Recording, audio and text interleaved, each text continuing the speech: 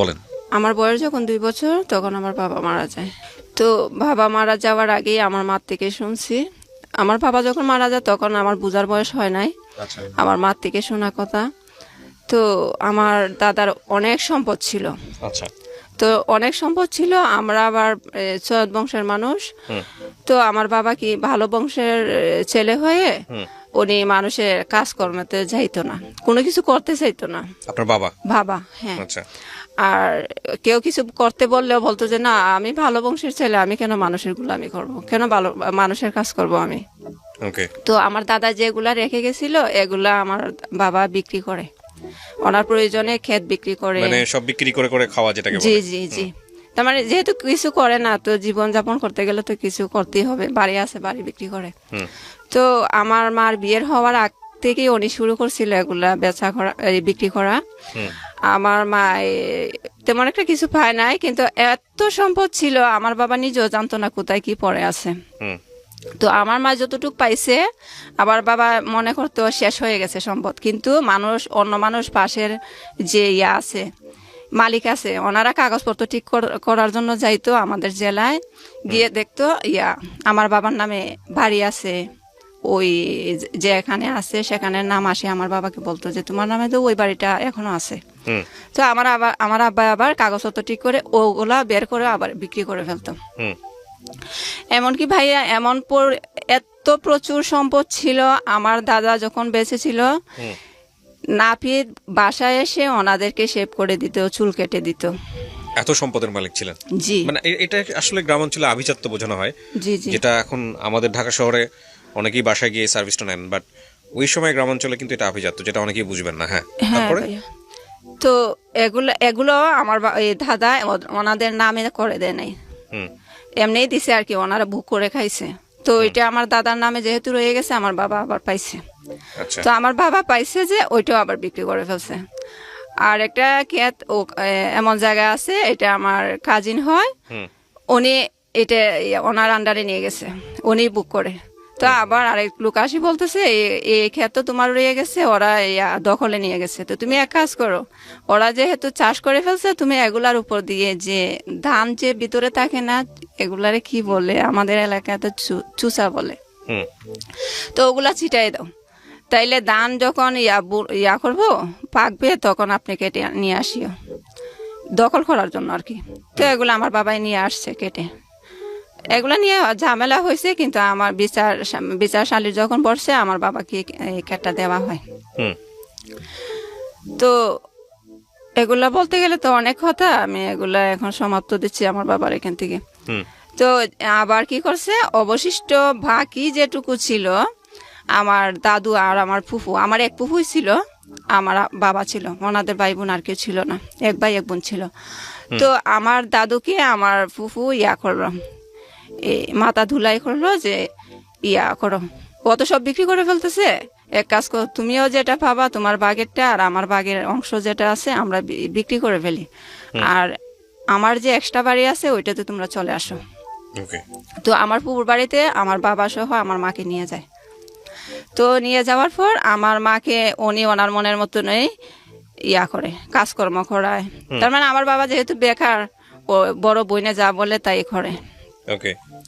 আমরা এখন বর্তমানে আমার বড় বোনের আমার জন্মের আগেই বিয়ে হয়ে গেছে, সবার বড় যে বোন, আর এখন আমরা আছি 3 ভাই বোন আমার মাকে নিয়ে। তো আমার ফুপু যে বাড়িটা করছিল, বিক্রি করে আমাদেরকে দিছিল ওনার বাড়িটা। এখন ফুফু মারা যাওয়ার পর ফুফাতো ভাই কি করলো, বাড়িটা ওনার 2 বোন আছে, 2 বোনের নামে দিয়ে দিল। 2 বোনে কি করলো, অন্য মালিকের কাছে বিক্রি করে ফেললো। তো বিক্রি করার পর আমাদের নামে কাগজ করে নাই, তো সেজন্য এখন ওনাদের বাড়ি ওনারা বিক্রি করে ফেলছে। এখন আমরা থাকবো কোথায়? আমার আম্মা কান্না করে আমার ফুফাতো ভাইয়ের কাছে গেল যে আমরা এখন কোথায় যাব, বাড়িটা তো তোমরা করে আনছিলা, আমাদেরকে দিবাই বলে আনছিলা, এখন আমরা কোথায় যাব? বলে তোমাদের কোথায় যাবা, তোমরা আমরা এখন যেখানে আছি এখানে চলে আসো। আর তোমার আবার আমার বড় বোন আমাদের কাছে থাকতো, বিয়ে হওয়ার পর শ্বশুর বাড়িতে যায় নাই, স্বামী নিয়ে আমাদের এখানে থাকতো, আমরা যে বাড়িতে থাকতাম। তো বলতেছে ওরা যেখানে যাওয়ার যাক, ওর তো বাপের বাড়ি আছে, ও যাওয়ার জায়গা আছে, ওরা চলে যাক, তোমরা থাকো, আমাদের বাড়িতে চলে আসো। তো এগুলো চালাকি আর কি, আমার আম্মা বুঝার বাকি নাই, যেহেতু আমার আম্মার জীবন কাটছে ওনাদের কাজকর্ম করে, উনিও তো চাইবো আমাদেরকে কাজকর্ম করাই রাখতো। তো আমার আম্মা কি করে বলে যে আমার বড় মেয়েকে নিয়ে এতদিন থাকছি, এখন যদি না থাকতে পারি তাহলে ওরা যেখানে যায় আমি সেখানেই যাব। তো আমার বড় দুলাভাই যেটা, ওইটা আবার ওনার এই বাপের বাড়ির দিক দিয়ে চলে গেছে, চাচাতো ভাই হয়, ওনার বাড়িতে এক্সট্রা বাড়ি ছিল, তো ওখানে থাকে, আমরাও থাকি। ওদের ঘরের সাথে আমার আম্মা নিচু করে একটু বাড়াইছে আমরা থাকার জন্য, ঘরের সাথে আর কি এক্সট্রা একটু বাড়াইছে, জায়গা করছে আমরা থাকতে পারি মতো।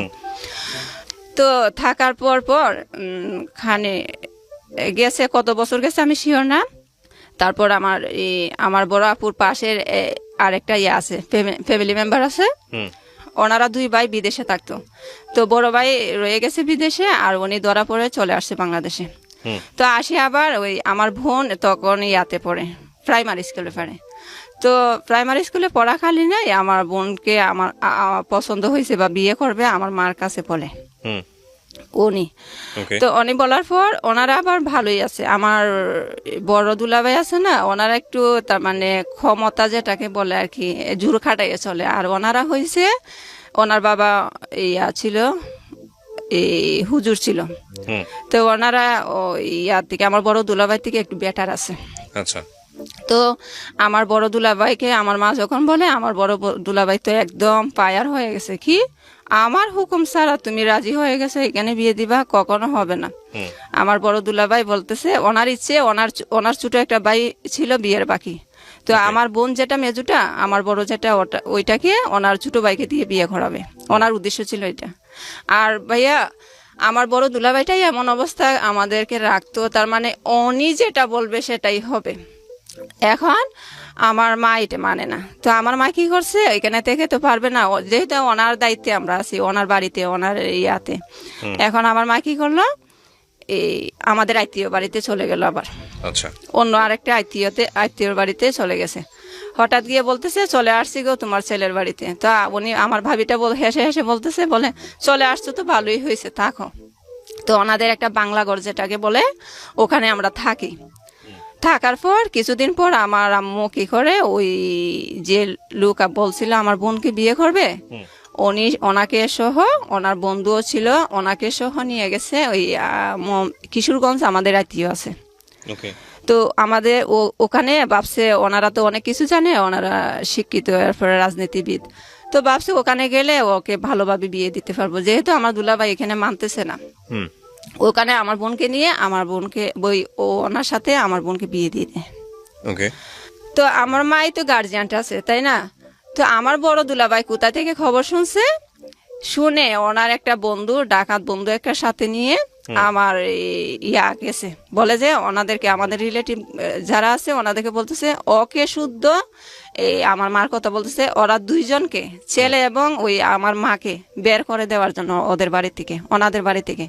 ওনারা বলে কেন, আমাদের বাড়ি চিনে আসছে, তোমার কথা আমরা ওনাদেরকে বের করে দিব কেন? দেয় নাই। উনি রেগে এসে ওনার ওই যে পাত্র আর কি বিয়ে করতে গেছে আমার বোনকে, ওনার সিমেন্টের পালা বানাইছিল ঘর বানানোর জন্য, এগুলা নিয়ে গেছে রাতের বেলা নিয়ে গেছে।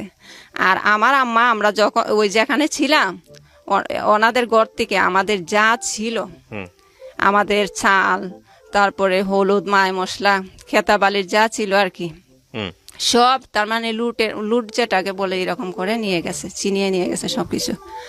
আমার মা তো ভাবছে না এত কিছু যে হবে, আসি দেখে সব শূন্য করে ফেলছে। আর আমাদের দূরের আত্মীয় স্বজন যারা ছিল ওদেরকে পটিয়ে বুলবাল কি বলে এমন অবস্থা করছে, লাগে যে আমার আম্মা একদম নিকৃষ্ট একটা কাজ করে ফেলছে। তো এগুলা করে, আচ্ছা আমার আম্মু কি করলো, কোনো রকম এখানে একবার ওইখানে একবার, যেহেতু আমাদের একটা বাড়ি নাই, আমার দুলাবাড়ির কথা শুনে মানুষও অন্যরকম হয়ে গেছে। তো আমার মা একবার যাদের এখানে ভালো লাগে ওরা আমাদের হয়ে একটু কথা বলবে, ওদের এখানে গিয়ে থাকে 1 মাস আমাদেরকে নিয়ে আর কি। 1 মাস আমাদের খাবারই খায়, কিন্তু ওনাদের ঘরে থাকার জন্য, যেহেতু আমাদের আশ্রয়ের জায়গা নাই, এইভাবে থাকতো। থাকি তো কিছুদিন পর আবার ওনারা যখন ভেজাল করতেছে, আমার বোনও আবার আমার পাল্টে গেছে, যাকে বিয়ে দিচ্ছে ও পাল্টে গেছে, দুলাবার পক্ষে চলে গেছে। বলে যে আমিও ওর সংসার করবো না, ওই বিয়ে আমিও মানি না। তো কি করছে, ওরা জোর করে ডিভোর্স নিয়ে নেয় আচ্ছা। আমার বোন আর ওই ছেলের থেকে। আমার দুলাভাই তো একদম ক্ষমতাবান, হুম গায়ের জুড়ে কিভাবে কিভাবে তা তো আমি এতটা জানি না। তো এটা জানি ওনারা ডিভোর্স নিয়ে নেয়, এই এক ঠিপসই নিয়ে নেয়। হুম। তো আচ্ছা, পরে দিয়ে কি করলো, কিছুদিন পর শুনে ওই যে যিনি বিয়ে করছিল উনি আমার বোনকে, উনি আবার কি করছে, এই টিপসই যখন নিয়ে নিছে উনি অন্য জায়গায় বিয়ে করতে চায়। তো আমার মা কি করছে, আমার মার হাতে কাবিন নামা ছিল আমার বোনের জি। মেজুটার। তো ওই কাবিন নামা উঠাই আনি মানুষ বলতেছে, যেখানে প্রস্তাব দিছে ওখানে নিয়ে গেছে যে দেখো আমার মেয়েকে ও বিয়ে করছে, তোমরা বিয়ে দিও না। এটা জাস্ট ওনারা জানার জন্য বলছে আর কি। পরে দিয়ে আমার বোন কি করলো, মেজুটা আর আমার ভাইটা ওকে আমার দুলাভাইয়ে খাটায়, ওনার গরু টরু রাখাল এ করে আর কি। মেজু বোন তখন কি করে, কিছুদিন পর ওই চিটাগং চলে যায়। আমার ফুফাতো বোন একজন ছিল, উনি ওখানেই থাকতো। তো ওনার কাছে আমার বোনটা চলে যায়, হুম গার্মেন্টসে চাকরি করবে সেই উদ্দেশ্যে চলে যায়। তখন আমি এতটা বুঝি না। পরে দিয়ে কি করছি, যাওয়ার পর আসা যাওয়া করে আর কি, আসলে কিছু টাকা পয়সা আমাকে দেয় কোনো রকম চলার জন্য। হুম তো এইভাবেই দিন যাচ্ছে।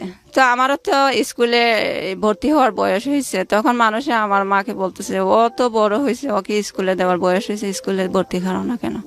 তো আমার মা বলে আর পড়াশোনা করানোর দরকার নাই, বেশি পড়াশোনা করলে ও বাধ্য হয়ে যায়, কথা শুনবে না। হুম তো কি করে, আচ্ছা যাই হোক, যখন আমি বুঝি তখন আমি নিজে নিজে স্কুলে যাই। আচ্ছা। তো আমার একটা কাজিন ছিল, ওই স্কুলে চাকরি করতো, টিচার ছিল। হুম তো বলতেছে ওকে, আমার মাকে বলছে ওকে স্কুলে দিয়ে উপবৃত্তির নাম দিব। হুম তো আমার মা এই উপবৃত্তির কথা শুনে আসি বলতেছে ইয়া কর, ও ও বলছে স্কুলে যাওয়ার জন্য, আমার কাজিনের কথা বলতেছে। তো ওনার কথা মতো স্কুলে আসা যাওয়া করি, পড়াশোনা করি। বয়স কত তখন আপনার? কোন কোন ক্লাসে পড়ছেন? ক্লাস 2-তে ভর্তি হই, আচ্ছা। ক্লাস 1 পড়ি নাই আমি, হুম তখন বয়স 6 ছিল।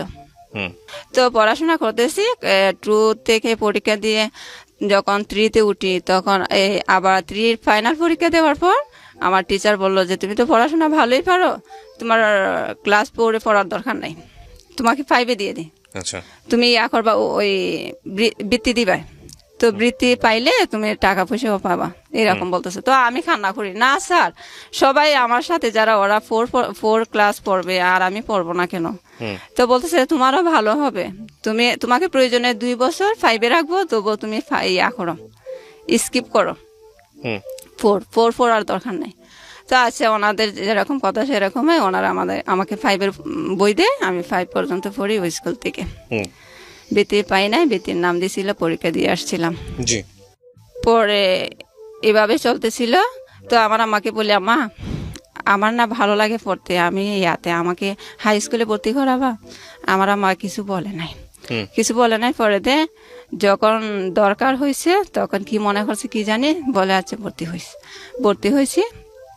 হওয়ার পর এখন তো বই কোথায় থেকে পাবো, বই কেনার তো টাকা নাই।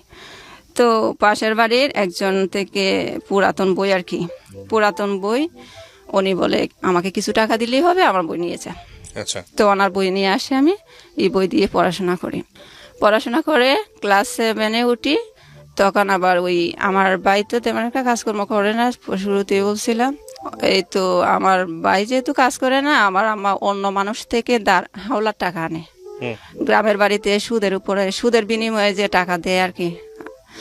তো আমার আম্মা মানুষ থেকে দাঁড় করায় এনে আমাদেরকে খাবার দাবার ভরণ পোষণ করে আর কি। এগুলা করতে করতে অনেক সময় এমন ঋণ হয়েছে, সুদে আসলে অনেক টাকা হয়ে গেছে। তো আমার আম্মা ইয়া করলো, আমাদের এখন বাড়ি ছেড়ে চলে যাবে। আচ্ছা। হ্যাঁ, বাড়ি ছেড়ে চলে যাবে। এখন আমার পড়াশোনার কি উপায় হবে? বলে যে ওখানে ওদেরকে বলবো তোরে স্কুলে ভর্তি করাই দিতে। ওখানে গেছি ভাইয়া, ওখানে গিয়ে দেখি হুট করে চলে গেছে আমার আম্মা, ওনাদের পারমিশনও নেয় নাই, ওদের বাড়িতে গেছে। তো ওনারা এতটা রাজি না। আমরা 22 আমরা 3জন মানুষকে কে রাখবে দায়িত্ব নিয়ে? হুট করে আমাদের তাও যদি কোনো একটা ইয়া থাকতো, হুম করার মতন কিছু থাকতো। তো ওখানে আবার বোঝা গেল থাকা যাবে না, তো চলে আসার পর বাড়িতে আসি না, অন্য আরেকটা জায়গায় উঠি, আমাদের পাশের গ্রাম। হুম এখানে ওঠার পর আমি বলতেছি আম্মা এক কাজ করো, তুমি ওনাদেরকে বললো আমাকে যাতে কোথায় দিয়ে দে, আমি পড়াশোনাও করব, ওদের কাজকর্ম করতে পারবো।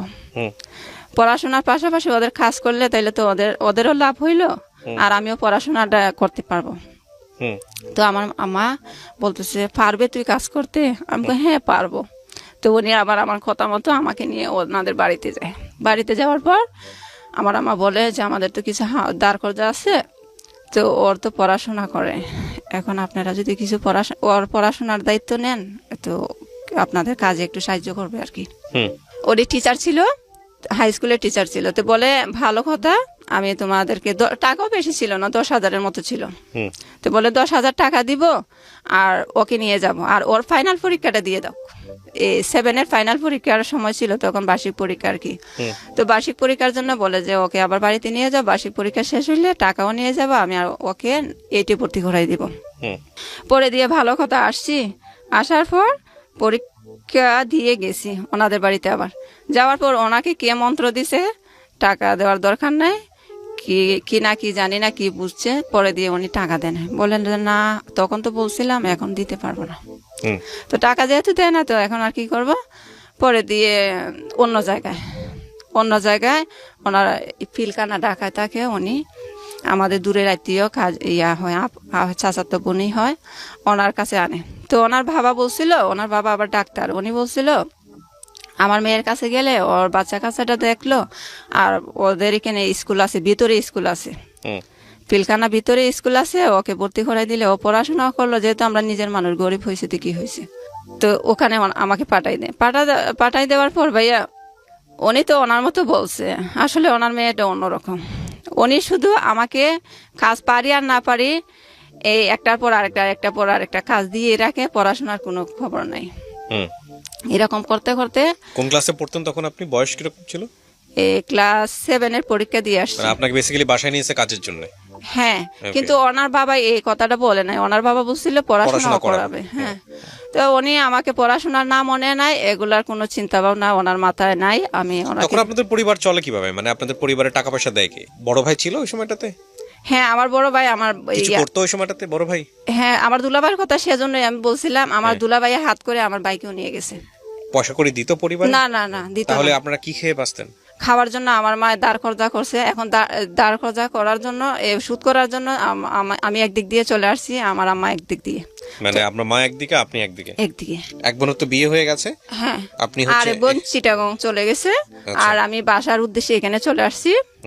ওনারা পড়াশোনা করাবে, ওদের কাজে সাহায্য করব। ওকে, তারপর এখন আমার ওনাদের আবার পড়াশোনা করেন, আপনাকে কাজ করেন? না না, হ্যাঁ হ্যাঁ, কাজ করায়, কাজও করায় কি ভাইয়া, আমি তো কখনো কাজ করি নাই। একটু ভুল হইলে ধরেন বলছে মাছটা বাজি করতে হবে, তো আমি যদি মাছটা এমনি দিয়ে দিই, উনি আমাকে এমন ভাবে কথা বলে ভাইয়া, শুধু হাত তুলে না, এমন ভাবে উনি কথা বলে। তবুও আমি এগুলো মনে নেই না, তখন ছোট ছিলাম তো মনে কষ্ট লাগে না। হ্যাঁ, একটু খারাপ লাগতো, বুঝতাম উনি আমাকে বকতেছে, কিন্তু এতটা সিরিয়াসলি ভাবি নাই যে উনি আমাকে আঘাত দিয়ে কথা বলছে, বা উনি যেটা বলে আনছে সেটা করে না, আর উল্টো আমাকে টর্চার করতেছে, সেটা মনে করি নাই।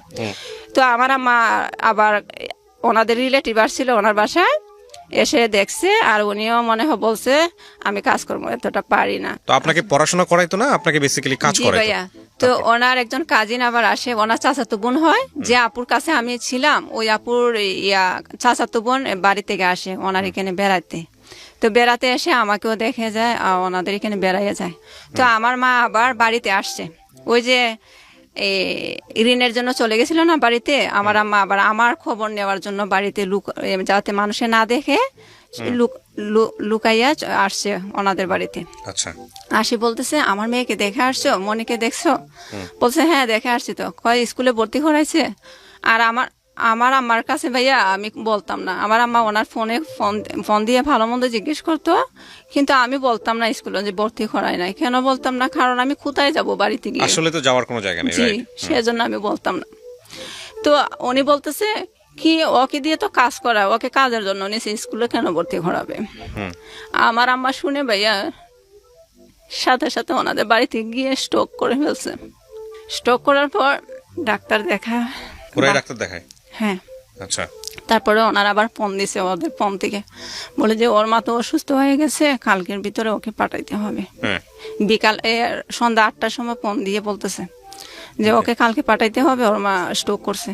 হ্যাঁ তারপরে আমাকে ওনারা গাড়িতে তুলে দেয়, আমি বাড়িতে যাই। আচ্ছা যাওয়ার পর গিয়ে দেখি আমার আম্মা অসুস্থ হয় কিন্তু স্বাভাবিক হয়েছে। কিছুদিন পর আমি বলছি, মা এখন তো তুমি স্বাভাবিক হয়েছো, চলে যাই। আবার বলছে কোথায় যাবে? আমি ওখানে, ওরা তো আবার চাইতে বলছে, হুম বলে না না ওখানে আর যাবে না, তোরে আর দিব না ওইখানে। মানে ওখানে দিব না? হ্যাঁ। আচ্ছা তারপরে কি করছে আমার আম্মা, আমাদের আরেকটা আত্মীয়র বাড়িতে গেছে, এমনি ঘুরতে গেছে আর কি। হুম তো ওনারা আবার বলতেছে এই ওনাদের বাসায় যে কাজের মেয়েটা ছিল ও নাকি বাড়িতে আসে আর যাবে না বলতেছে। হুম তো আমার আম্মা আমাকে আসি বলতেছে, ওরা তো কাজের মেয়ে খুঁজতেছে, তুই নাও এখানে চলে যা, ওরা তো নিজের মানুষ আছে। হুম তো আমি বলি না না, আমি নিজের মানুষের কাছে যাব না। মানুষের কাছে গিয়ে বলে বলে হাঁটবে, বলবে যে ও আমার বাসায় কাজ করে, আমার বাসায় কাজ করে। আমি যে মানুষের কাছে থাকলে মানুষে জানবে না আমি কি করতেছি, সেখানে আমি থাকবো। ওকে তো আমার আম্মা বলে তুই যদি না যাস আমি চলে যাব। তো আমার আম্মা কিন্তু আবার বাসা বাড়ির কাজ করে নাই, কখনো করে নাই। যা করছে আমার পুকুর সংসারে করছে আর কি। হুম আর এমনিতে করে নাই, এমনিতে বেড়ানোর মতো আছে আমার আম্মা। আমি যখন ঢাকা চলে আসছি তখন বেড়ানোর মতো নেই, আমাদের রিলেটিভ যারা আছে ওনাদের এখানে ছিল কিশোরগঞ্জ। হুম তো আমার আম্মা বলতেছে তুই না গেলে আমি চলে যাব। তো উনি যখন বলছে, আমার মা যখন বলছে আমি না গেলে উনি চলে যাবে, তখন আমার গায়ে লাগছে। তখন বলে যে যা চলেই যাই। তো আমি ওনার আম্মা যেখানে পাঠাইছে ওখানে চলে গেছি। হুম যাওয়ার পর উনি আমার খাজিন হয়, চাচাতো বোন হয়, উনি আমার আরো ক্লোজ গোষ্ঠী চাচাতো বোন। তো উনি আমাকে অনেক কাজকর্ম করে যে অনেক পছন্দ করে, কারণ এখানে থেকে শিখে ফেলছি। তো হুম ওনার কাজকর্ম করে যে উনি আমাকে অনেক আদর করে, কিন্তু ভাইয়া আদর করে ওনার সাথে আমাকে ঘুমও পাড়ায়। আচ্ছা কিন্তু ভাইয়া একটা জিনিস কি আমার কাজ করছে, ওনার বোনের মেয়ে, ওনার ভাইয়ের মেয়ে ওনার বাসায় থেকে পড়াশোনা করে আর আমি কাজ করি। কিন্তু ওদের পড়াশোনা দেখে আমার মনে একটা ইয়া হইলো যে যে আমিও একটু পড়তে চাই। আমিও তো একটু পড়তে চাই। হ্যাঁ। তো এখানে তো সম্ভব না, ওনারা তো নিছি কাজের উদ্দেশ্যে, তো এখানে তো বললেও হবে না। হুম তো আমি কিছুদিন পর 3 মাস থাকি এখানে। আচ্ছা 3 মাস থাকার পর 3 মাসে ওনারা আমাকে 900 টাকা দিছিল। 900 টাকা দেওয়ার পর আমি চলে গেছি বাড়িতে বেড়ানোর কথা বলে। তারপরে ওনার ভাই আরেকদিন গিয়ে বলতেছে আয় তুই তো বেড়াইছ 2 দিন, এখন চলে আয়। আমি বলি যে না আমি আর যাব না, আমি স্কুলে ভর্তি হব। তো আচ্ছা এখন স্কুলে ভর্তি হব, কোথায় থাকবো? স্কুল তো আছে কিন্তু কোথায় থাকবো? তো আমার আম্মাকে বললাম, আম্মা আমার আম্মার বাপের বাড়ি যেটা, ওখানে আমার আম্মারও কেউ নাই। আমার আম্মা একাই, আমার আম্মার বাবা মার এক সন্তান। তো আমার আম্মারও আত্মীয় স্বজন কেউ নাই। তো আমার নানার বাড়িতে দূরের আত্মীয় হয়। তো আমি বলছি ওই ভাবিকে বলো না আমি এখানে থাকি পড়াশোনা করব। আচ্ছা। ওনারা একটু জায়গা দিবে কিনা আমাকে থাকার জন্য। তো আমার আম্মা আমার কথা শুনে ওনাকে বলছে, ভাবিকে বলার পর বলে আচ্ছা থাক। ও তো তখন রমজান মাস ছিল, হুম ক্লাস 7 পরীক্ষা দিয়ে আসছিলাম না, 8 ভর্তি হয়েছি। জি তো ভর্তি হওয়ার পর ক্লাস করি, ওনার এখানে থাকি, ওনার কাজে একটু সাহায্য করি আর পড়াশোনা করার পর ভাইয়া হঠাৎ করে, আসলে পরের বাড়িতে এগুলো হয় না, আর হঠাৎ করে আমার বোন আসছে বাড়িতে। হুম আসি বলতেছে এক কাজ কর। আর আমার কাছে এই কথাটা স্কিপ করছি, আমার কাছে মানুষ চলে যায় ঋণের জন্য, মানে আপনার কাছেও যেত এই ঋণ করার জন্য? চিল্লি করে এখানে পড়ার জন্য পাগল হয়ে গেছে। গার্মেন্টসে যেতে পারস না, আমাদের ঋণ খেয়ে বসে আছে তোর মা কই, তোর মারা তো পাই না, তোর মারে খবর দে, তোরে বললি তোর মা আসবে, এগুলা বলতো। তো আমি অনেক মনের মধ্যে কষ্ট পাইতাম, পড়তে বসলে পড়তে মন চাইতো না, এগুলা নিয়ে চিন্তা করতাম। স্বাভাবিক। জি। তখন আমার মাকে বলছি, আমার মা মনে হয় বোনকে বলছে, আমার বোন কিছুদিন পর আসে, ওই চিটাগঙ্গে যে থাকে উনি হুম আসে, আমাকে নিয়ে গেছে চিটাগং। প্রথম যাই আর কি চিটাগং হুম 2011 সালে। 2011 সালে যাওয়ার পর তখন আমার 18 বছর হয় নাই। আচ্ছা আমার 18 বছর হয় না, এখন গার্মেন্টসে তো 18 বছরের কমে নেয় না। হ্যাঁ তো কি করছে, আবার বাড়িতে আসি আমার জন্ম নিবন্ধনের কার্ড বানাই, বয়স আরো 3 বছর বাড়াইয়া। হুম 3 বছর বাড়ানোর পর ওখানে নিয়ে যায়, কাগজপত্র নিয়ে যাওয়ার পর ওনারা আমাকে ভর্তি করে। ভালো একটা চাকরি পাইছি, বলে আর কি হুম চেকার, যেটাকে বলে গার্মেন্টস চেক করতাম আর কি। ওকে। ওগুলাতে ভালোই কাজ করছি, প্রায় 1 বছরের মতন ওখানে করছি। 1 বছর করার পর আমার মা বলতেছে, আর এই সুযোগে আমার বোন আছে না, ওই বোনের 10,000 টাকা নিয়ে আসি, ঋণ দিয়ে দে। ঋণ দেওয়ার পর তারপর তো এখন ঋণ যেহেতু কমে গেছে, আমার আম্মু বাড়িতে চলে আসছে। তো বাড়িতে চলে আসছে, এখন আমার তার মানে আমার চিন্তা, এখন আমি আর কেন চিটাগাং থাকবো, আমি বাড়িতে চলে আসতাম। মানে ঋণগুলো শোধ হয়ে গেছে? হ্যাঁ হ্যাঁ হ্যাঁ। আচ্ছা। তো আমার আম্মা বলতেছে, এক কাজ কর, তুই বাড়িতে চলে আয়। তো আমি বলি, বাড়িতে গিয়ে কি করবো, আমি তো পড়াশোনা বাদ দিয়ে দিছি, বাড়িতে গিয়ে কি করবো? কোন ক্লাস পর্যন্ত পড়ছেন আপনি তখন? এটা ভর্তি হয়েছিলাম, পরীক্ষা তো আর দিই নাই। পড়তে পারেনি মানে? আপনি আলটিমেটলি হচ্ছে 7 পর্যন্তই বলে চলে? জি জি। তো আমি বলতেছি, এখন গিয়ে কি করব? বলে যে আবার স্কুলে ভর্তি হইতে পারবে। আমি তোর স্যারকে জিজ্ঞেস করছি, বলছে চলে আসলে তোরে আবার করবে, ভর্তি করাবে। আমি না না, আমি আর পড়বো না। পড়া নিয়ে অনেক হয়েছে, অনেক পেরেশানি করছি, হয় না এগুলো মনে আমার ভাগ্যে নাই, আমি আর যাবো না। কিন্তু মায়ের মন তো বারবার ফোন দিয়ে বলে চলে আয় চলে আয়। আচ্ছা, না পড়লো তুই বাড়িতে চলে আয়, ওখানে দরকার নাই। তো আমি মনে মনে চিন্তা করছি, বাড়িতে চলে যাব, আমার তো এই দিক দিয়ে চাকরির জন্য হইতেছে না। তো আমি শুধু নামাজ পড়ি আর আল্লাহকে বলি, আল্লাহ তুমি একটা ব্যবস্থা করে দাও, আমি যাতে বাড়িতে গিয়ে কোনো কিছু একটা করতে পারি।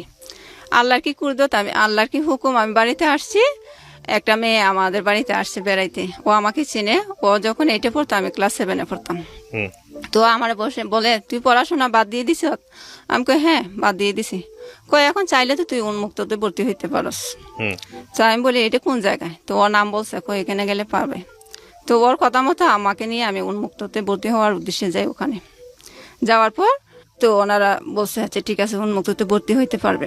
তো তখন কি করে, উন্মুক্ততে ভর্তি হওয়ার জন্য বয়স আর একটু বাড়াইতে হবে, কারণ 8 পাস সার্টিফিকেট দিতে হবে।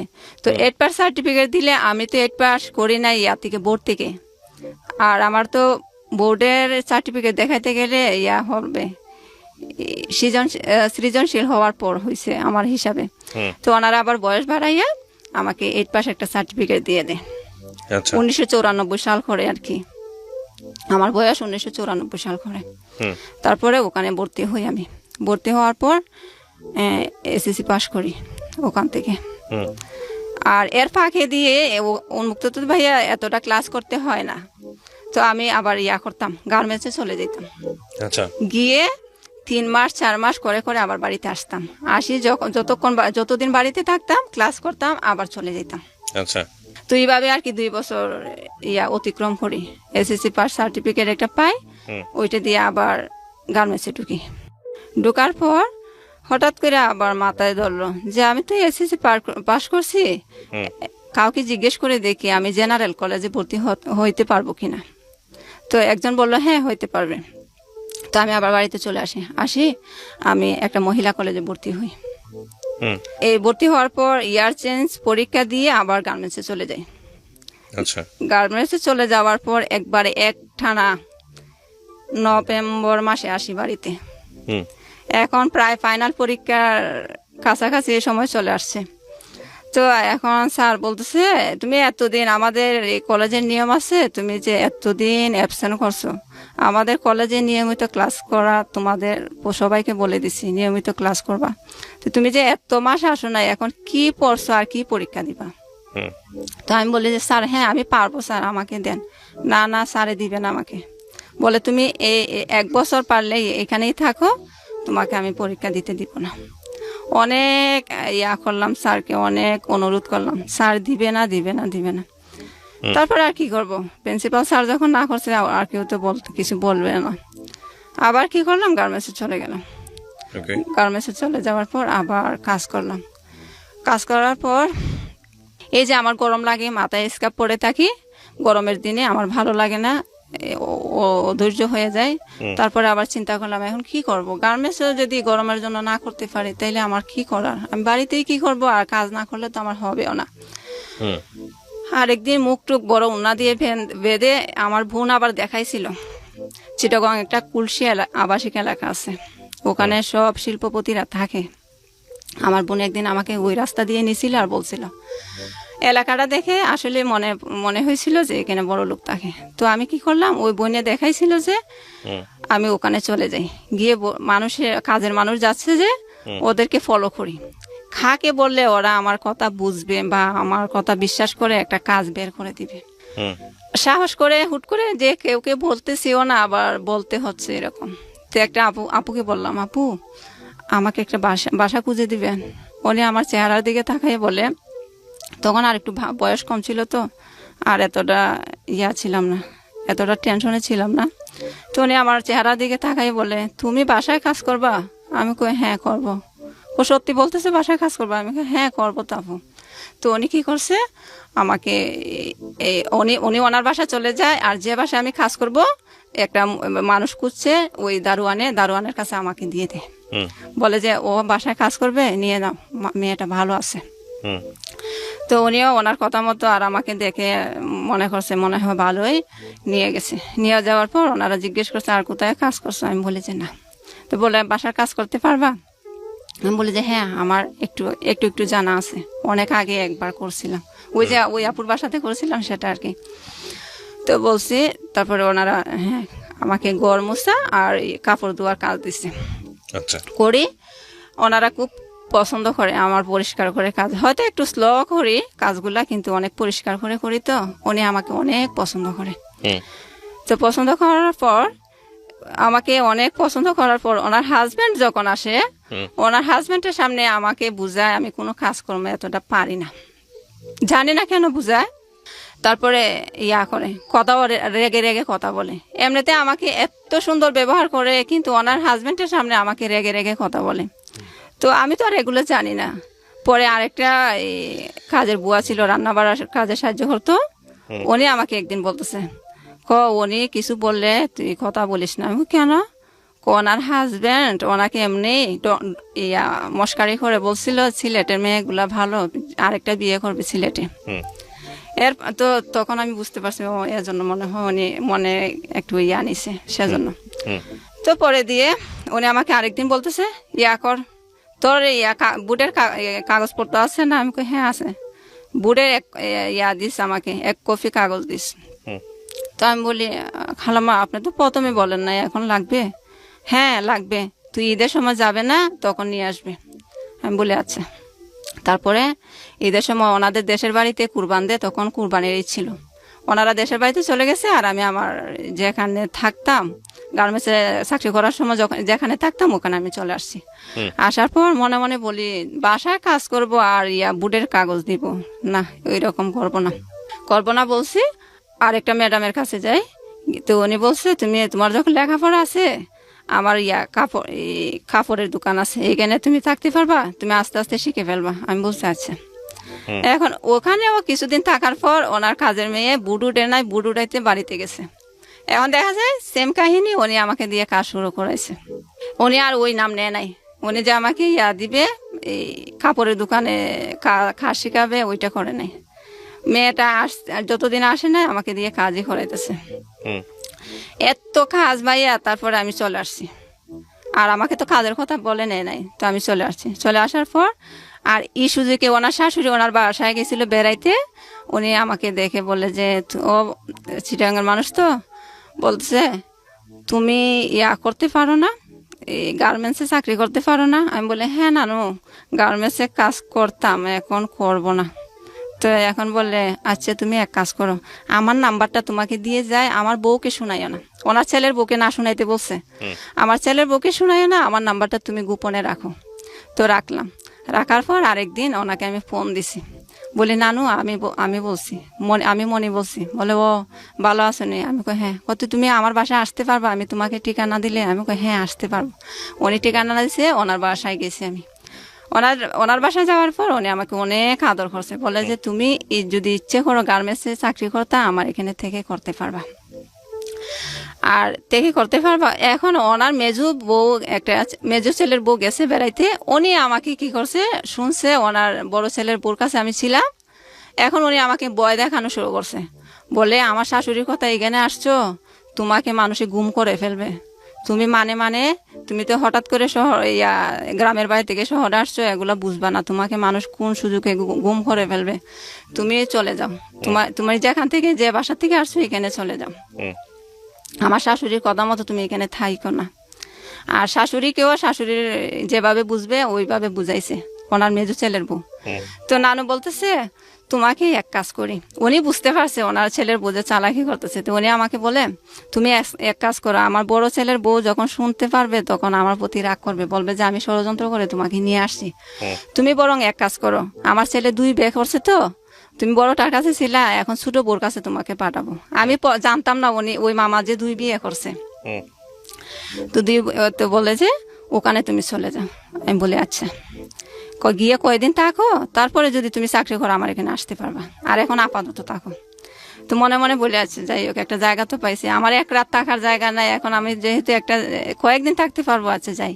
গেছি, যাওয়ার পর ওনার ছেলের বউ আমাকে অনেক আদর করছে। থাকতে থাকতে অনেক দিন থাকছি ওনার বাসায়, একটা মনে মনে চাকরি খুঁজি আর ওনার বাসায় থাকি। প্রায় 3 মাসের মতো থাকছি। থাকার পর উনি আবার ছিল, অন্য ধর্মের ছিল। তো অন্য ধর্ম থেকে মুসলিম হয়েছে, তো ওনার মা আবার মাঝে মধ্যে বেড়াইতে আসে। তো ওনার মা এটা মানতে পারে না, উনি যে আমাকে আদর করে, উনি কোথায় রেস্টুরেন্টে গেলে, অনেক টাকাওয়ালা তো, রেস্টুরেন্টে গেলে আমাকে নিয়ে যেত। উনি যেভাবে থাকে আমাকে এইভাবে রাখতো। কিন্তু ওনার মা এটা বুঝতো না, এটা মানতে পারতো না। ওনার মার উদ্দেশ্য হইলো ও খাস করে না, আবার আইতিও না, কেন এখানে থাকতে দিস, কেন থাকবে।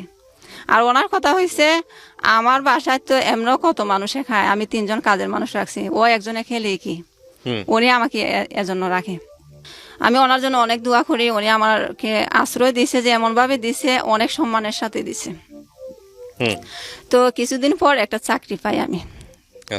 আগে যেখানে কাজ করতাম যে গার্মেন্টসে, ওই গার্মেন্টসের ম্যানেজারকে আমি বলি স্যার, পার্সোনাল থেকে আমি ম্যানেজার স্যারের নাম্বারটা নিয়ে বলি স্যার আমি মনে বলছি, আমি তো আগে ওখানে চাকরি করে আসছি, এখন স্যার হঠাৎ করে বাড়ি থেকে আসছে, আমার একটা চাকরি দরকার। তো তখন কিন্তু ভাইয়া গার্মেন্টসে লোক নিতে নিষেধ হয়ে গেছে, সরকারের বেতন বাড়াইছে, তো তখন লোক নেওয়া নিষেধ। তো উনি বলতেছে আচ্ছা আমি করব, আগামী মাস থেকে যদি লোক নেয় তাহলে তোমাকে নিব, আর যদি না নেয় তুমি করতে পারবে না, কোনো কিছু মনে করতে পারবে না। আমি বলি আচ্ছা। তো 1 তারিখ হয়েছে, রাতে আমি 1 তারিখ হওয়ার আগে রাতে আমি ফোন দিই, ভাই স্যার আমি কি আসবো কাল? বলে আচ্ছা কাগজপত্র নিয়ে আসিও। গেছি, বেশ উনি তো সিনিয়র ম্যানেজার, তো ওনার কথা মতো আমার চাকরিটা হয়ে গেছে। নিয়ম হয়েছে ওই ফ্যাক্টরিটা অনেক ভালো, তো নিয়ম হয়েছে একবার চলে আসলে ওকে আর নিবে না। তো ওনারা আবার একদিক দিয়ে সিনিয়র ম্যানেজার বলছে নেওয়ার জন্য, আরেক দিক দিয়ে আমি যে এখানে কাজ করছি এখানে ফাইলপত্র দেখছে, আমার কোনো কমপ্লেন আসেনি যতদিন চাকরি করছিলাম, এর ভিতরে আমার নামে কোনো অভিযোগ আছে কিনা, দেখে যে নাই, তো আমাকে নিছে। নেওয়ার পর এখানেও কিছুদিন কাজ করার পর তো মামি আমাকে দেয়, ধারণা দেয় যে তুমি এক কাজ করো, তোমার তো পড়াশোনা আছে, ওনার সতীনের কথা বলে আর কি, ও তো বললো তোমাকে কাজটা দিয়ে শিখায় নাই, দেয় নাই, তো আমি একটা দোকান কিনবো, তুমি পারবা চালাইতা, আমিও তোমাকে সাহায্য করবো, আমি তোমাকে শিখাইবো, আমিও শিখবো, তারপর আমরা 2 জনে এটি মিলেমিশে করবো।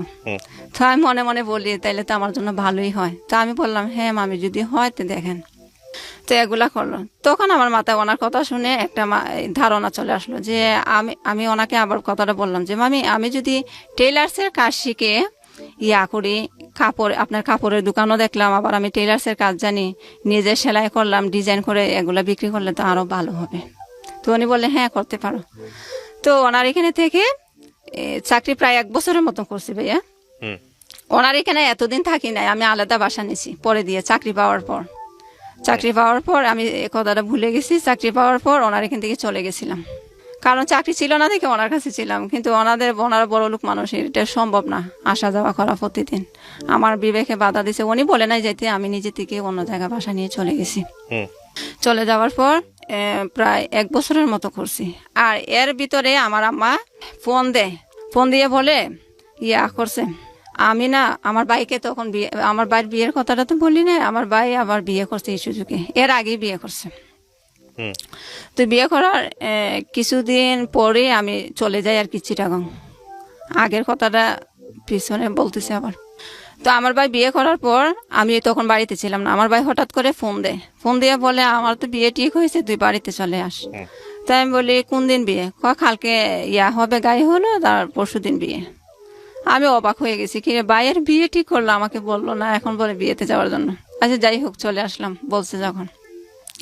যাওয়ার পর গিয়ে শুনি ভাইয়া বোর নাকি আরেকটা বিয়ে হয়েছে। তখন আমার লাগে এত একটা কষ্ট লাগছে, এক ভাই বিয়ে করবে আমাকে শোনায় নাই, তাও আবার মেয়ের আগে একটা বিয়ে হয়েছে, অনেক কষ্ট লাগছে মনে। তা আমি আবার আমার মাকে কেউ না শুনে মতো বলতেছি, মা বিয়ে করাইতেছে মানুষে খুঁজে এক মার এক ছেলের কাছে বিয়ে দিবে, মানুষে অনেক খুশি হয়, খালি ঘর, এক মার এক ছেলে, কোনো ঝামেলা নাই। তো তুমি ঝামেলা নাই তোমার ছেলের, জানো তুমি বিয়ে করাবো কেন, বিয়ে করাবা? তো বলে আমার বড় দুলাভাই আছে না, উনি পছন্দ করছে। তো পছন্দ করছে, উনি আবার গাঁজা খায়। তো ওনার এই যে মেয়ে পছন্দ করছে ওনার ভাইও গাঁজা খায়। তো দুইজন গাঁজা খাওয়াতে বসছে, ওরা বিয়েটি করে ফেলছে। এখন কি করছে, এখন আমার আম্মাও আমার দুলাভাই যেটা বলছে সেটাই করছে। আচ্ছা বিয়ে করেছে, বিয়ে করার 2-3 মাস পর আবার আমি চিটাগং চলে যাই। ওই চাকরিটার কথা বললাম যে চাকরিটা পাইছি, তো আমি তো আলাদা বাসা নিয়ে থাকি। তা আমার আম্মার প্রতি তখনও এতটা টান হয় নাই আমার, কারণ ভাইয়ের সাথে থাকবে, ভাই একটু দেখাশোনা করতেছে। তো আমার আম্মা যখন আমাকে ফোন দেয় ভালো মন্দ জিজ্ঞেস করি, আর এই সুযোগে আবার আমার আম্মা ওইখানে চলে যায়। আমার আম্মা অনেকবার ওই কিশোরগঞ্জ গেছে, আমাদের রিলেটিভ যেখানে আর কি, কোনো সমস্যা হইলে ওখানে আবার চলে যায়, মোল্লারদর মসজিদ পর্যন্ত যেটাকে বলে আর কি। তো ওখানে আবার আমার আম্মা চলে গেছে। তো বলতেছে জি বাড়িতে ভালো লাগে না, তেমন একটা সুবিধার না মনে হয়, ও আমার কাছে ভালো লাগে না। তো ওর কাছে আমি ওকে আমার ভাইয়ের বউ, ওর কাছে 50টা টাকা চাইছিলাম আমি গাড়ি ভাড়া দিয়ে এখানে আসার জন্য, ও আমাকে ওর হাতে টাকা থইও আমাকে দেয় নাই। তো এই কথাটা শুনে আমার অনেক কষ্ট লাগছে। তো কি করছে, আমার যখন চাকরির প্রায় 6 মাস চলতেছে, তখন আমার বোন চিটং যেটা আছে ও বলতেছে, আম্মা এতদিন পরের বাড়িতে মানুষে কয়দিন মেহমানের মতো রাখে, ওরা কি মনে মনে ভাববে, বলবে যে ছেলে মেয়ে রেখে পরে আছে আমাদের এখানে, তো এক কাজ করি আমরা এখানে নিয়ে আসি। তো আমি আচ্ছা নিয়ে আসো। তো তখন কি করে, আমার ভাই আর আমার ভাইয়ের বউ চিটং চলে যায়। চিটং চলে যায়। আমার ভাইয়ের বউ তখন প্রথমে যাইতেছিল না, আমার ওনারাই আমার বইনে বলছিল তুমিও যখন আসো আমরা সবাই চলে যাই বাড়িতে, একটু আয় উন্নতি হবে, তুমিও গার্মেন্টসে কাজ করলে, তো সবাই একসাথে করলে বাসা ভাড়া টাসা ভাড়া দিয়ে টাকা কিছু থাকে, আর একা করলে এটা হয় না। উনি যাবে না, বলে যে তোমাদের আইবে তোমরা বুঝো, আমি কেন চাকরি করে দিব তোমাদেরকে, যায় নাই। তো উনি 1 বছরের মতো বাড়িতে ছিল। এই সুযোগে ওনার একটা বাচ্চা হয়, মেয়ে, আমার ভাইয়ের মেয়ে হয়।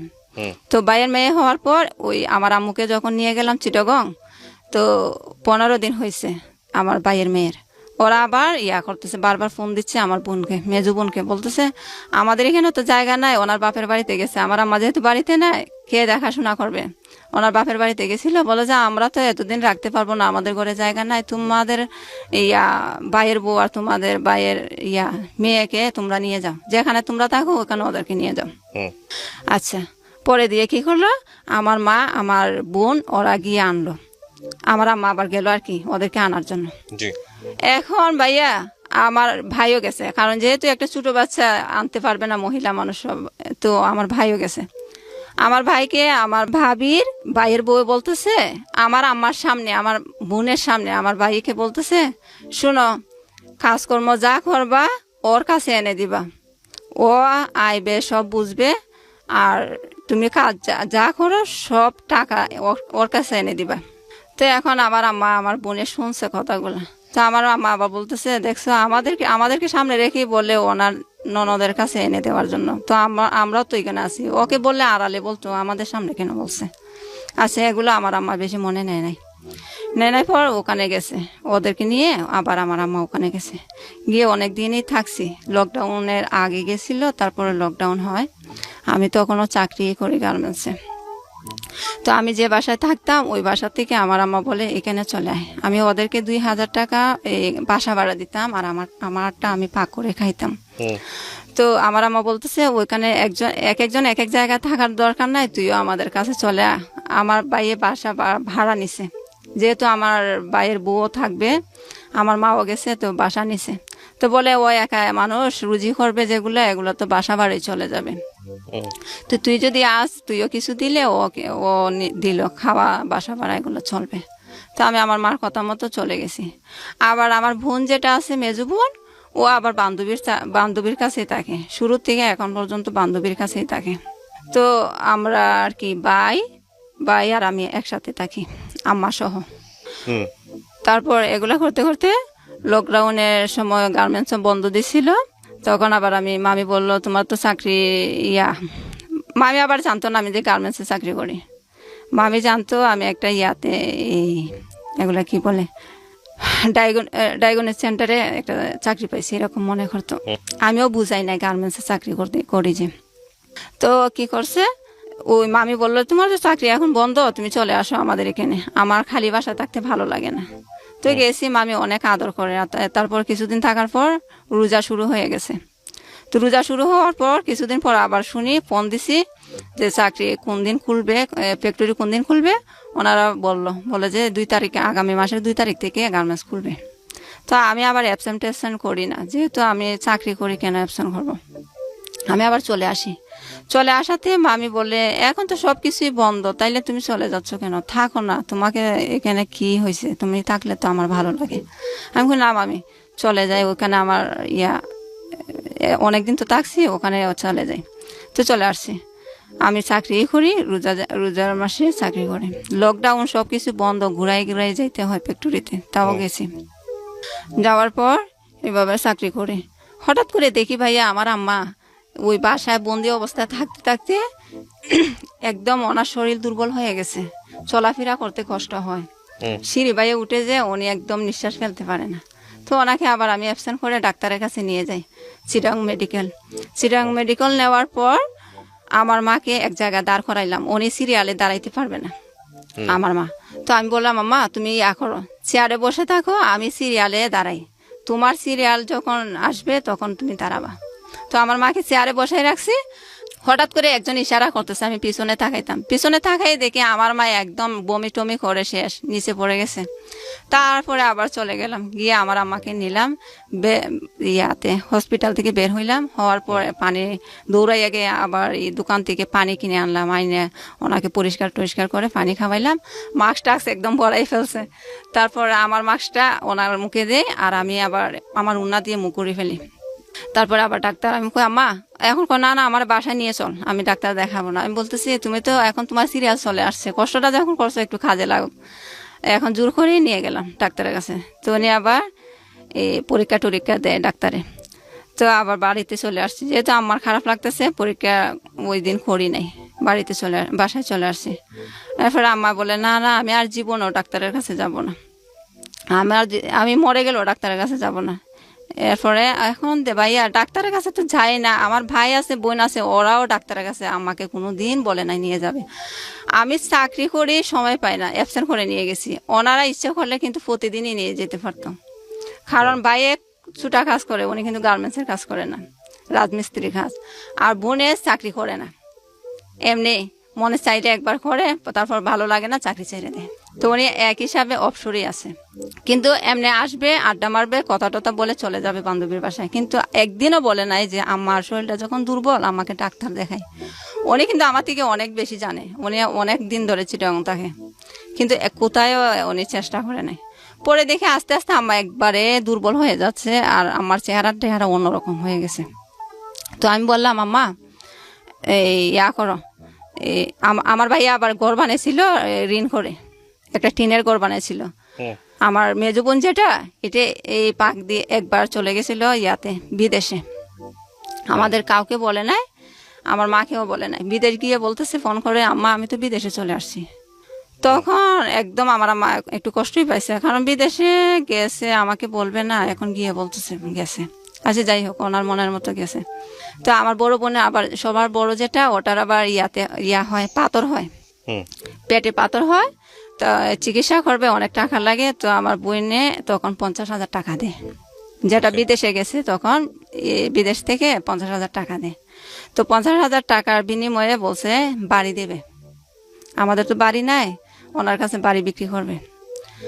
তো উনিও বলছে আচ্ছা 50,000 টাকা দে, তোমরা 1 লাখ টাকা দিয়ে যে 16 শতক জায়গা কিনছো, ওখান থেকে আমাকে কতটুক জায়গা দিবা, বলে যে অর্ধেক দিবে। অর্ধেক দিবে বলছে, এখন টাকা নেওয়ার পর টাকাও দেয় না, বাড়িও দেয় না। তো ও আবার বাড়িতে চলে আসছে, ওই বিদেশ বেশি দিন থাকে নাই। ও তো বাংলাদেশে কাজ করতে পারে না, বিদেশ আর কি করবে, কিছুদিন পরেই চলে আসছে। আসি বলতেছে তোমরা কি করবা, বাড়ি দিবা না তো টাকা ফেরত দিবা? তো বলে আমাদের কাছে এখন কি টাকা আছে, টাকা ফেরত দিব? তো বলে তাইলে আমার বাড়ি দেও। বাড়ি দিবে না, কি ঝামেলা করে। তো পরে দিয়ে কোনো রকম 2 শতক জায়গা দিবে, রাজি হয়েছে। তো 2 শতক জায়গায় ও রেজিস্ট্রারি করে নাই, লেখে রাখছে আর কি ওনার নামে। তো ওই 2 শতক জায়গার মধ্যে আমার ভাইয়ে একটা ঘর বানায়। তো ঘর বানাবে যে টাকা নাই, তো টাকা নাই, আমার আম্মাকে দিয়ে আবার আনায়, ঋণ আনায় মানুষের কাছ থেকে ঘর বানানোর জন্য। তো এখন আমার আম্মাকেই তো চিনে, ওই ঋণ আবার কি করছে, রয়ে গেছে। তো আমি বললাম আম্মা, এই ঋণের জন্য আবার আমার ভাই বাড়িতে আসে না, চিটাং গেল যে। তো আমি বললাম আম্মা এক কাজ করো, এই আমি যে টাকা জমাইছি এখান থেকে কিছু টাকা মানুষকে দিলে তোমাকে ইয়া করবে না, এতটা টর্চার করবে না, তুমি বাড়িতে চলে যাও, বাড়িতে গেলে হাঁটা চলা করলে তোমার ভালো লাগবে। এখন দেখি আমার আম্মা অনেক খুশি হয়ে গেছে। হ্যাঁ, অনেক খুশি হয়েছে। তারপরে আমি আবার 2020 সালের নভেম্বর মাসে আমার আম্মাকে নিয়ে বাড়িতে আসি। বাড়িতে আসি, আমার আম্মাকে রেখে যাই, আর ঋণগুলো আমার নিজের হাতেই দিই। আবার যদি আমার আম্মা একজনকে না দিয়ে আরেকজনকে দিয়ে দেয়, উল্টাপাল্টা করে, আমি বলি যে কার কাছ থেকে আনছো ওদেরকে বলো, আমি দিয়ে দিব। 35,000 টাকা আমি আর কি আমার হাতে ছিল, বেশি ছিল না, 35,000 টাকা আমি দিই, যেগুলো জমাইছিলাম গার্মেন্টসে চাকরি করে। তারপর আবার আমি চলে যাই ওখানে। তো ওইখানে গিয়ে আমি ভাবলাম বাসা ভাড়া দিয়ে খাবার, নিজের খাবার খেয়ে আমার টাকা জমে না। তো আমি আবার মামিকে বললাম, ওই যে মামির কথা বললাম, ওই মামিকে আবার বললাম, মামি আমি 2টা মাস আপনার বাসায় থাকি, চাকরি করতে পারবো? উনি বলে আচ্ছা পারবা। এখন উনি যখন রাজি হয়েছে, পরের দিন যাব, চাকরি থেকে এসে পরের দিন ওনার বাসায় যাব। উনি আবার হুট করে ফোন করে বলতেছে, তোমার মামাকে জিজ্ঞেস করছিলাম, তোমার মামা বলে কাছে থাকলে আত্মীয়তার সম্পর্ক নষ্ট হয়ে যায়, দূর থাকলে ভালো। তো এখন না করছে যখন, আর তো যাইতে পারি না। এখন দেখা যায় এখানে থেকে হবেও না। তো আবার বলি, মামি আছে দেখেন, আত্মীয়তার সম্পর্কে যেমনই হোক, আপনি তো আমাকে সবসময় ভালো করছেন, এখন অন্তত 2 মাস থাকার জায়গা দেন আমাকে। তো উনি রাজি হয়েছে, আচ্ছা আসো। 2 মাস থাকি ওনার বাসায়। তো আবার কিছু টাকা জমে, কারণ ওনারা তো আমার থেকে খাবারের টাকা নেয় না, তো টাকা আবার জমে। জমার পর ওই যে বললাম, উনি আমাকে একটা বুদ্ধি দিছিল, ইয়া করবে, কাপড়ের দোকান দিবে, এখানে আমি কাপড় বিক্রি করব। তো আমি বলি যে মামি এক কাজ করি, আমি টেলার্সের কাজ শিখি। বলে যাচ্ছে। তো ওনার এখানে তাইকে টেলার্সের কাজ করি, শিখি। ওনার পরিচিত একজন টেলার্স, উনি যাদেরকে দিয়ে কাপড় বানায়, ওনাকে বললো আমাকে কাজ শেখানোর জন্য। তো বলে আছে প্রতি শুক্রবারে ওর বন্ধ হবে, আমি ওকে সেদিনে শিখাইব। তো মামি বলছে আচ্ছা ঠিক আছে। তো শুক্রবারে দেখা যায় তেমন একটা শেখানো হয় না। পরে দিয়ে আমি কি করলাম, আমি কই মামি কাজটা যখন শিখবো ভালো করে শিখি, চাকরি না হয় আমি ছেড়ে দিই। চাকরি প্রথমেই তো বললাম ভাইয়া, আমার মাথায় সবসময় কাপড় রাখলে আমি সহ্য করতে পারি না, গরম, অতিরিক্ত গরম লাগে। তো ওনাকে এত কথা না বলে আমি বলি যে এই কাজটা আমি ভালো করে শিখি আর চাকরি ছেড়ে দেবো। আচ্ছা। এখন ভালো কথা, অনেক দিনই গেছি, চাকরি ছাড়ার পর প্রায় 15 দিনের মতো ওনার ওই টেলার্সের এখানে যাতায়াত করছি শেখার জন্য। তো শেখার জন্য হঠাৎ করে আবার আমি এই মাথার চুলের সমস্যার জন্য একজন ডাক্তারের পাই, খবর পাই যে এখানে একজন ভালো ডাক্তার ঢাকার থেকে প্রতি শুক্রবারে যায় মৌলভীবাজার। আমি আবার আমাদের বাড়িতে যাই, বাড়িতে গিয়ে মৌলভীবাজার ওই ডাক্তারকে দেখানোর জন্য ডাক্তারের কাছে ফোন দিই যে স্যার আমার তো এরকম সমস্যা, মাথার চুলও লম্বা হয় না, চুল পড়েও যায়। তো বলে আচ্ছা তুমি শুক্রবারে আসিও। আমি তো গেলাম। বাড়িতে যাওয়ার পর শুক্রবার যেদিন হয় সেদিন গেলাম ডাক্তারের কাছে, ডাক্তার দেখাইলাম। হঠাৎ করে একদিন ফোন আসছে, ফোন করে মামি বলতেছে আচ্ছা মনি তোমাকে জায়গা দিয়ে কি আমি অপরাধ করছি? আমি কেন মামি? কয় এখানে যে আমি আবার বলতাম না, আমি আবার ওই মামির কাছে এই জিনিসটা গোপন করছি। আমার ভাই যে ওখানে থাকে, আসলে তখন থাকতো না আমার ভাই, বললাম না পড়ে গেছে। আর আমি বলছিলাম যে আমার ভাই আমার ছোট, কারণ কি যদি বলে আমার বড় ভাই তো বলবে এত আশ্রিতা হিসাবে থাকে, নিজে চাকরি করে এত বড় ভাই রেখে, ভাইয়ে বোনকে দেখতে পারে না, ওইটা মনে করবে দেখে আমি বলছিলাম আমার ভাই আমার ছোট। হুম এখন কি করছে আমার বোনের কাছে, উনি একদিন ওনার ফোন দিয়ে কথা বলছিলাম আমার বোনের কাছে, ওনার কাছে নাম্বারটা রয়েছে, তো আমার বোনের কাছে ফোন দিছে, দিয়ে উনি বলে আমার বোনে ফোন দিয়ে ওনাকে বলছে, আর আমার বোনে বলে উনি ফোন দিয়ে বলছে। আমি আসার পরে বিলি ফোন দিছি, দিয়ে বলে আচ্ছা মনি কোথায় এখন আছে, আমার বোনকে বলে। তো আমার বোন তো ইচ্ছে করলে বলতে পারতো যে আপনার বাসা থাকে, ও আপনাকে বলে যায় না কোথায় গেছে, এটা না বলে বলে কেন আমি তো শুনছি ও বাড়িতে গেছে, আপনি জানেন না? হ্যাঁ আমিও জানি বাড়িতে গেছে। তাইলে আপনি আমাকে জিজ্ঞেস করতেছেন কেন? না জিজ্ঞেস করতেছি আসলে কি গেছে নাকি, তা ও তো ও তোমার কি হয়, আমার বোনকে বলতেছে। তো আমার বোন বলে আমার বোন হয়। ও তোমার বোন হয়, ও তো বলছে তোমরা কেউ এখানে থাকো না। আসলে ভাইয়া আমি প্রেস্টিজ ঠিক রাখার জন্য বলছিলাম না, কারণ বলছিলাম আমার 2 বোনের বিয়ে হয়েছে, ওরা স্বামীর সংসারে আছে, আর ভাই আমার ছোট। কারণ যাতে কোনো না হয়, মানুষের ভিতরে যাতে কোনো সন্দেহ না লাগে যে বোন হইয়া বোনকে দেখে না, ভাই হইয়া ভাই বোনের দায়িত্ব নেয় না, এগুলা যাতে মানুষে মনে না করে, সেজন্য আমি বলছিলাম আমার ভাই ছোট আমার থেকে।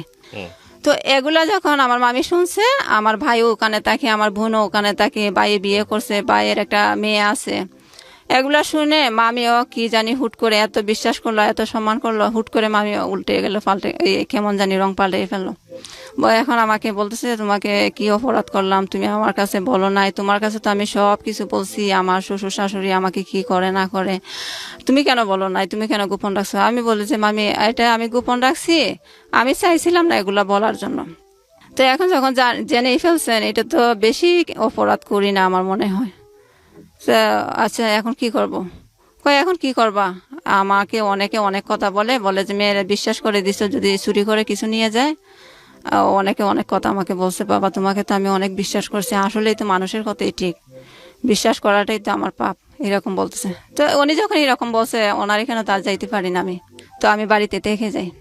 থেকে যাওয়ার পর এখন কি করব, আবার চিটাগাং নতুন করে যাই, গিয়ে আবার করি, বাসায় আবার চাকরি নিই।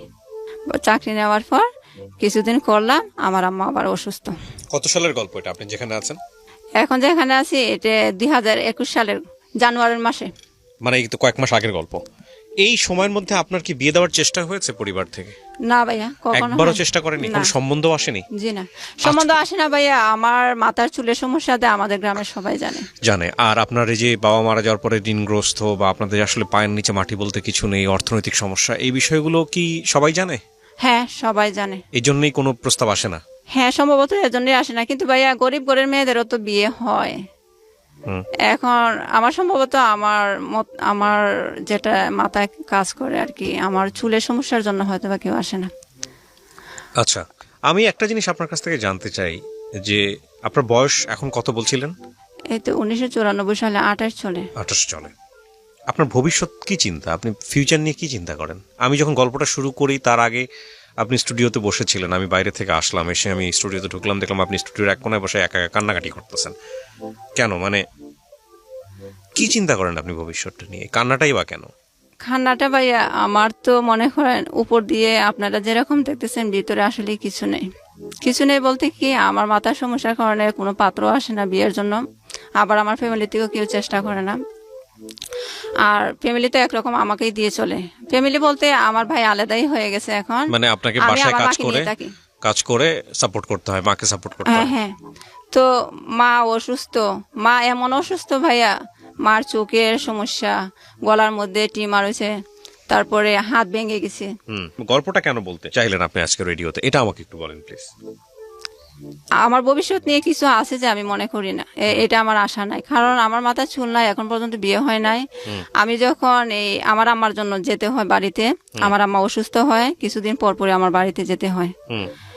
তো কিছুদিন পর পর মায়ের জন্য যাই, কিন্তু বাড়ির মানুষে এখনো জানে আমি পড়াশোনা করি। আমি ইন্টারের ফাইনাল পরীক্ষা দেই নাই, আমি যে এখন পরীক্ষা পড়াশোনা না করে কাজে গৃহকর্মীর কাজ নিছি, এগুলা কেউ জানে না। আচ্ছা, তো এগুলা কেউ জানে না, সবাই জানে আমি পড়াশোনা করি। আপনি রেডিওতে অনুষ্ঠানটা শোনেন, এই হ্যাঁ, যেখানে যে আসলেন? হ্যাঁ, কতদিন যাবত শোনেন? এটা ভাইয়া আসলে এখন তো আর সময় হয় না, গৃহকর্মীর কাজ নেওয়ার পরে আগে শুনতাম। আপনার এই পুরো গল্পের জায়গাটা, পুরো গল্পটা শুনে আমার কাছে মনে হচ্ছে একটা লাইনে যদি আমি শেষ করি, সেটা হচ্ছে আপনার বাবা যদি এই ভবিষ্যৎটা দেখতে পেত তার সন্তানদের, তাহলে আপনার বাবা মনে হয় না সে যেভাবে তার পিতার পাওয়া সম্পত্তি বিক্রি করে গেছে সেই কাজটা করত। একটা কথাই আছে যে এক পুরুষে ধন সম্পদ গড়ে, আরেক পুরুষ সেটা খায় বসে বসে, আরেক পুরুষ এসে দেখে সেটাতে খাওয়ার মতো আর কিছু নাই। তো আমাদের এটা একটা বড় সমস্যা, আমাদের সামাজিক সমস্যাটাই এটা। অনেক বেশি অর্থ সম্পত্তি যাদের আছে এরা মনে করে যে আয় রোজগার না করলেও চলবে। বিশেষ করে আগেকার আমলের লোকজন যারা ছিল, এই ছেলেদেরকে চাকরিতে পাঠাইতো না। আমার ছেলে চাকরি করবে, আমার ছেলে এটা করবে, এত সম্পত্তি কে খাবে, মানে ভবিষ্যৎ নিয়ে চিন্তা করতো না। এই যে পরের জেনারেশন, একটা সম্পত্তিওয়ালা মানুষ যে জমি বিক্রি করে খায়, সে যদি তার সন্তান, মেয়ে সন্তানকে, আপনার বাবা মারা গেছে, আল্লাহ তাকে জান্নাতবাসী করুক, আমি দোয়া করি, উনি যদি দেখতে পেত যে তার মেয়েটার এই অবস্থা হবে, এই শুধুমাত্র সম্পত্তির কারণে লেখাপড়া হলো না, শুধুমাত্র সম্পত্তির কারণে আজকে আপনার মতো মানুষ, আপনাকে দেখে আসলেই মনে হয় না যে আপনি মানে গৃহকর্মী। হ্যাঁ, যদিও কোনো এই কথাটা বললে অনেক গৃহকর্মীকে ছোট করা হয়, বাট মানুষের লুকস, মানুষের ব্যক্তিত্ব তো অনেক বড় একটা ব্যাপার। কে কোন কাজ করে দেখে তো কিছুটা হলেও বোঝা যায়, সেটা আপনাকে দেখে আসলেই বোঝা যায় না। তো এই যে ভাগ্যটা আপনার হয়েছে, সেটার জন্য আমি বস্তুগতভাবে অবশ্যই আপনার পিতাকে দায়ী করতে পারি, কিন্তু এখানে একটা কথা আছে, সেটা হচ্ছে আপনি যেহেতু দেখে শুনে আপনাকে যেটা মনে হয় যে আপনি ধর্মকর্ম করা একজন মানুষ, ভাগ্য বলে তো একটা জিনিস আছে, বিশ্বাস তো করেন? হ্যাঁ ভাইয়া, যেভাবে সান্ত্বনা পাওয়া যায় পজিটিভ হইতে, সেভাবেই আমি বলছি আপনাকে। সেটা হলো যে অনেক কিছুতে যেটাতে আপনার কোনো হাত থাকে না, সেটার জন্য আপনি বারবার সৃষ্টিকর্তাকে বলেন, সেটার জন্য আপনি বারবার আল্লাহকে বলেন। এখানে একটা জিনিস আমি আপনাকে ফাইনালি বলতে পারি, সেটা হচ্ছে কিছু বিষয়ে কোনো হাত নেই, নিয়ন্ত্রণ নেই, তবে এটা ঠিক যে আপনার থেকেও মানুষ অনেক খারাপ অবস্থায় আছে, এটা আপনি বিশ্বাস করেন? আপনার দুইটা হাত আছে, দুইটা পা আছে, এমনও তো হতে পারতো যে আল্লাহ আপনাকে আয় রোজগার করার অবস্থাটাও দিল না, কিছু বলার ছিল, কিছু করার ছিল, আপনার কিছু করার তো ছিল না। সো আপনি দুইটা হাত আছে, দুইটা পা আছে, আপনি অ্যাটলিস্ট এক বেলা খাওয়ার মতো জোগাড় করার মতো পরিস্থিতি আপনার আছে, অনেকের সেটাও নাই। হ্যাঁ, সো আমি জানি না আপনার এই গল্প থেকে আমি যদি মানুষকে কিছু বলি, তাহলে বলবো যে আমাদের শিক্ষার জায়গাটা এটাই যে আমাদের সন্তানদের জন্য এমন কিছু করা উচিত যেটা আসলে সন্তানের ভবিষ্যৎকে নিশ্চিত করে। বাংলাদেশের মতো সামাজিক পরিস্থিতিতে আমি মনে করি যে সম্পত্তি এবং ফিউচারের জায়গাটা, আমার ব্যক্তিগত অভিমত, একটা ছেলের চেয়ে একটা মেয়েকে অনেক বেশি মানে সিকিউর করে দেওয়া উচিত তার পিতার। কারণ আপনি দেখেন, একটা মেয়ের চাকরির ক্ষেত্রে সমস্যা, একটা মেয়ে কোনো জায়গায় সেটেলমেন্টের সমস্যা, একটা মেয়ের পরিবারে যখন সে সংসারে যায় সেখানে তার ডিপেন্ডেন্সি, ডিসিশন মেকিং এর প্রবলেম। তো এই যে এতগুলো প্রবলেম একটা মেয়ের হয়, সেই অর্থনৈতিকভাবে স্বাবলম্বী হতে গেলে ঘরে বাইরে সমস্ত জায়গায় সে নানা রকমের জটিলতা ফেস করে।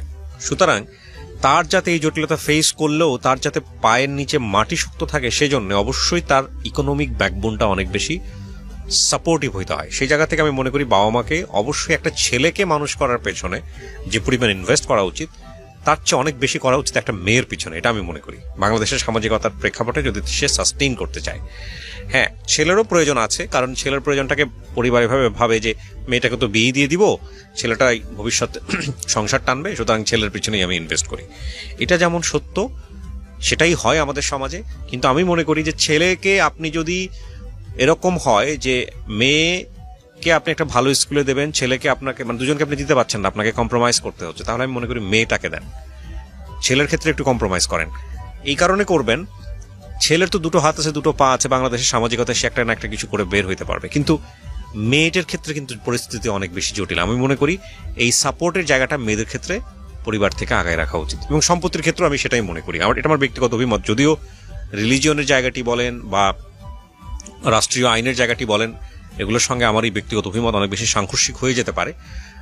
তারপরেও এটা আমার মানে ব্যক্তিগত অভিমত বলেই আমি বলছি যে সম্পত্তির জায়গাটাও আমি মনে করি মেয়েরা যতটুকু পায় তার থেকেও বেশি তাদেরকে দেওয়া উচিত, যাতে করে এই ধরনের প্রবলেম কখনো ফেস করতে না হয়। ও আজকে যে অবস্থায় এসে দাঁড়িয়ে আছে, ওর না আছে ওর ভাই, বাবা তো নেই, ওর মা অসুস্থ, ভয়ঙ্করভাবে অসুস্থ, এবং এই অবস্থায় ও সিলেট থেকে এসছে আজকের এই গল্পটা বলার জন্যে, তারপরে আবার সে গ্রামে চলে যাবে। এখানে আপনারা বুঝতে পারেন যে একটা মানুষ কতটা অসহায় হলে, কতটা ভয়ঙ্কর রকম পরিস্থিতির মধ্যে গেলে নিজের বিয়ে নিয়ে পর্যন্ত মিডিয়াতে কথা বলতে আসে যে আমাকে আসলে বিয়ে করবে কে, আমার আসলে সংসারটা কি হবে, আমি আদৌ সংসার চিন্তা করবো কিনা, বা আমি সংসার কি চিন্তা করবো, আমি তো আমার মাকে নিয়েই ব্যস্ত। হ্যাঁ, তো এই যে অবস্থাটা, সেটার পিছনে কিন্তু ওর কথা যদি সত্য হয়ে থাকে তাহলে ওর বাবা কিন্তু দায়ী। তো এই হচ্ছে বিষয়। আমরা যেন এই বিষয়টা একটু চিন্তা ভাবনা করে আমাদের সন্তানদের জন্য ব্যবস্থা করি, এবং সেই তৌফিকটা